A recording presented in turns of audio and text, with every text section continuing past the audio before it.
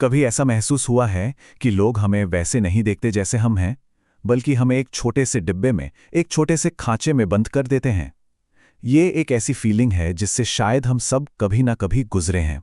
आज हम इसी चुनौती को एक जानी-मानी हस्ती के नज़रिए से समझने की कोशिश करेंगे कि कैसे बाहर की दुनिया की सोच किसी की असलियत पर पर्दा डाल देती है। तो चलिए इस कहानी में ज़रा और गहराई से उतरते हैं। और इस पूरी बातचीत के बिल्कुल सेंटर में है जानवी कपूर, और ये उन्हीं का एक बहुत ही पावरफुल स्टेटमेंट है। ये लाइन आप देखिए, बिल्कुल साफ कर देती है कि कैसे पहले से बनी हुई राय और सोच किसी की पहचान को धुंधला कर सकती है। और यही हमारी आज की बातचीत का बेसिस है। तो सबसे पहले हम उस टकराव को समझते हैं, वो जो क्लैश होता है किसी की पब्लिक इमेज और उसकी अपनी असल जिंदगी की हकीकत के बीच। ये एक तरह की लड़ाई है जो बाहर दुनिया की नज़रों में तो लड़ी ही जाती है, पर साथ ही साथ इंसान के अपने मन के अंदर भी चलती रहती है। तो सवाल उठता है कि वो कौन से डिब्बे हैं जिनमें जानवी को फिट किया जाता है। जरा इस स्लाइड पर एक नज़र डालिए। एक तरफ बिम्बो या पार्टी गर्ल या नेपो किड जैसे आसान से लेबल हैं, लेकिन दूसरी तरफ की हकीकत कुछ और ही है। उन्हें फिलॉसफी पढ़ना पसंद है, वो एक्टिंग के क्राफ्ट को बहुत सीरियसली लेती हैं और लगातार खुद को बेहतर बनाने की कोशिश करती हैं। मतलब छवि और असलियत में ज़मीन आसमान का फ़र्क है। अच्छा, अब बात करते हैं उस अंदरूनी कश्मकश की जो तब पैदा होती है जब दुनिया आपकी पूरी पर्सनालिटी को देखने से इनकार कर दे। जब लोग बस आपको एक ही नज़रिए से, एक ही लेबल के साथ देखना चाहते हैं, तो आखिर कैसा महसूस होता होगा। और देखिए, इसमें सबसे दिलचस्प बात यह है कि लोगों को ना आसान लेबल बहुत पसंद आते हैं। उनके लिए यह समझना बड़ा मुश्किल हो जाता है कि कोई एक इंसान गुंजन सक्सेना जैसी सीरियस फिल्म भी कर सकता है और साथ ही एक टिपिकल कमर्शियल गाने पर डांस भी। कोई कांट और नीचे जैसे फिलोसफर्स को भी पढ़ सकता है और मजाक में कुछ बेवकूफ़ी भरी बातें भी कर सकता है। ये जो मल्टीपल लेयर्स हैं ना, ये लोगों को कंफ्यूज कर देती हैं।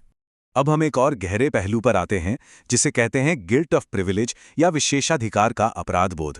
ये एक ऐसी भावना है जहां किसी को लगता है कि उसे जो कुछ मिला है वो उसके लायक नहीं है, और इसी वजह से वो खुद को साबित करने के लिए लगातार एक अंदरूनी लड़ाई लड़ता रहता है। इसको बेहतर समझने के लिए तिरुपति मंदिर का ये किस्सा बिल्कुल सही है। जानवी को यह महसूस होता है कि उन्हें भगवान के दर्शन बहुत आसानी से मिल जाते हैं, जबकि बाकी लोग घंटों लाइन में लगे रहते हैं। इस गिल्ट से बाहर निकलने के लिए वो 3,500 सीढ़ियां चढ़कर मंदिर जाती हैं, ताकि उन्हें यह महसूस हो कि उन्होंने दर्शन का हक कमाया है। और ये जो लाइन है, ये उनकी मन की हालत को पूरी तरह बयां कर देती है। मतलब जो चीज़ उन्हें शायद किस्मत से मिली है, उसे वो अपनी मेहनत से, तकलीफ सहकर कमाना चाहती हैं। ये दिखाता है कि लोगों की धारणाओं का बोझ कितना ज्यादा हो सकता है। लेकिन जब किसी को लगातार जज किया जाता है, जब ये सिलसिला रुकता नहीं है, तो इसका असर और भी गहरा और कहीं ज्यादा गंभीर हो जाता है। धीरे धीरे ये आपकी पहचान पर ही हमला करने लगता है और आपका अपना वजूद ही सवालों के घेरे में आ जाता है।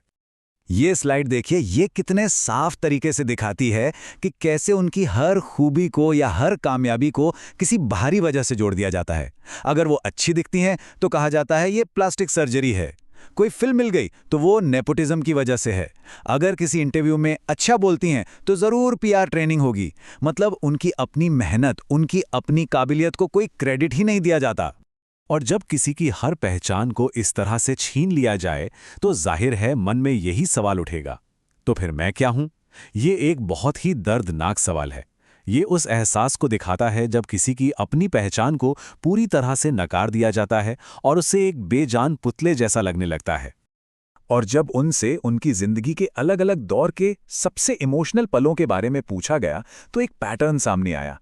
10 से 25 साल की उम्र तक बेबस या हेल्पलेस महसूस करने की भावना बार बार लौट कर आई।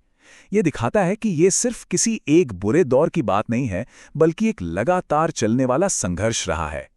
तो सवाल ये है कि इतने बाहरी दबाव और अंदरूनी कश्मकश के बीच कोई आखिर रास्ता कैसे निकालता है? अब हम इस चर्चा को एक समाधान की तरफ लेकर चलते हैं, जहां फोकस बाहरी दुनिया की सोच से हटकर अपनी अंदरूनी शांति पर आ जाता है। और आखिर में जानवी इस नतीजे पर पहुंचती हैं, अब उन्हें इस बात से ज़्यादा फर्क नहीं पड़ता कि लोग उन्हें कब समझेंगे, आज, कल या शायद कभी नहीं। उन्हें बस इस बात पे यकीन है कि उनके काम के पीछे की जो सच्चाई और जो नीयत है, वो एक दिन सही लोगों तक ज़रूर पहुंचेगी। और इसी सोच ने उन्हें लोगों से तुरंत वैलिडेशन पाने की ज़रूरत से आज़ाद कर दिया है। लेकिन ये कहानी सिर्फ एक कलाकार की नहीं है। कहीं ना कहीं ये हम सभी से जुड़ी है। तो इस पूरी बातचीत को ख़त्म करते हुए एक सवाल सोचने जैसा है। वो कौन से डिब्बे हैं जिनमें हमें और आपको रखा गया है, और हम उन लेबलों से बाहर निकलने के लिए आखिर क्या करते हैं?